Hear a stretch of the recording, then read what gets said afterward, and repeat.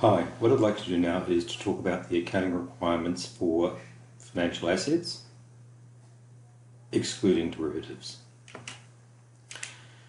Accounting for financial assets begins with initial recognition, and this is addressed in IFRS 9, paragraph 3.1.1, and this dictates that you recognise a financial asset when you become a party to a contract. This might be done on the trade date, or it might be done on settlement date, but whichever is chosen, it should be done so on a consistent basis across the financial assets. Also, when you initially recognise a financial asset, you're required to classify it in accordance with paragraphs 4.1.1 to 5 and to measure it in accordance with paragraphs 5.1.1 to 3. So what are these classifications? These are outlined in paragraph 4.1.1, and the requirement here is that a financial asset be classified as either measured at amortised cost or at fair value through other comprehensive income, or fair value through the statement of profit or loss. This classification should be done so having regard to the business model of the firm, and when they say the business model, what they're saying there is whether it's intended that the financial assets be held through to maturity, or whether they're going to be sold before maturity, and the cash flow characteristics of the financial asset. In particular, whether it's a principal and interest financial asset. In terms of understanding these classifications, it's probably best to bear in mind two things.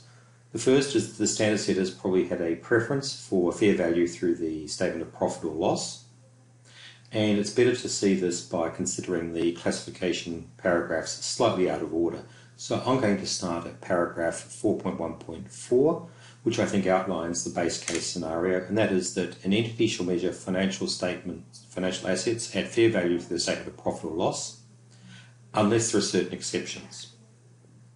These exceptions cover situations which are addressed in paragraph 4.1.2 and 4.1.2a. There is also an exception created for equity investments, and whilst there is the general requirement they should be recognised at fair value through the profit or loss, there is, however, also the possibility that they can be recognised at fair value through with gains or losses through other comprehensive income. So this sets up to me the base case scenario, which is the general preference here is for financial assets to be recognised at fair value through the statement of profit or loss, although there are some significant exceptions.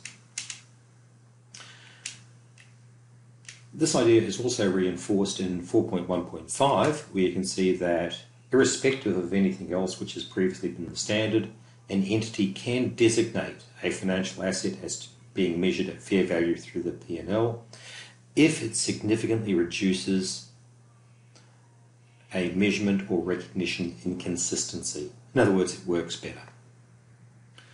So the general approach is that financial assets are recognised at fair value through the statement of profit or loss, with exceptions. What are these exceptions?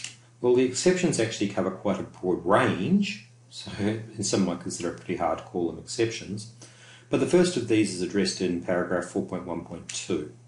And here it is that an entity may recognise a financial asset at amortised cost if it intends to hold that financial asset through to maturity and to collect the cash flows from maturity, that is, not sell it, and if it's a principal and interest security.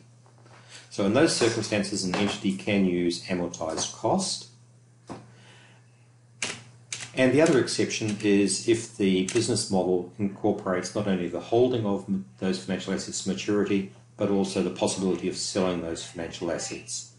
And if it's a principal and interest security, then there is the option there to use fair value, but rather than recognising the gains or losses through other comprehensive income, through statement of profit loss, it's recognising the gains or losses through other comprehensive income.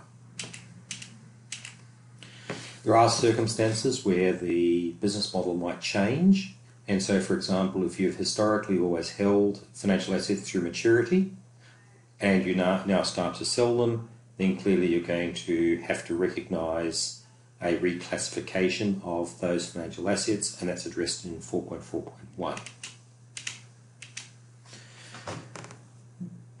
Next issue is how do you measure it?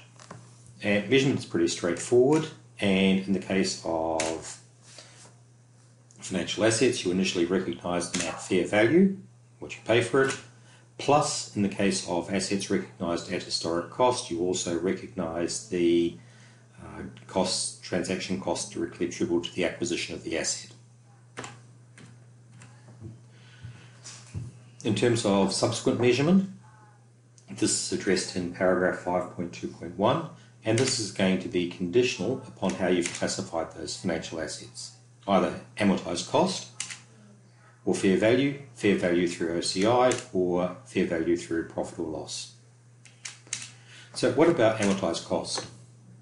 Well, if you recognise it at cost, it is of course going to be some sort of impairment test, and in this particular context we refer to that as an expected credit loss, and the requirement to recognise expected credit losses is addressed in paragraph 5.5.1.